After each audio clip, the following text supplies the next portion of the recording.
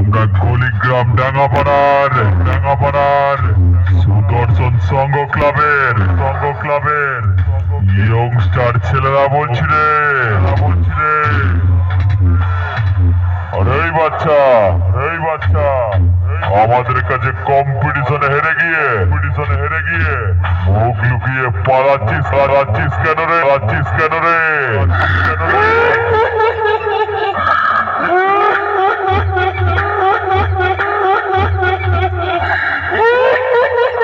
আরে কে আছিস?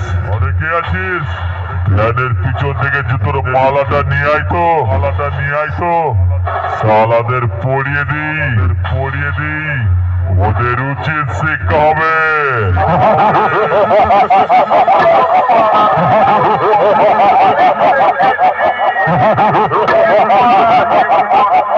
অনেক শুনেছি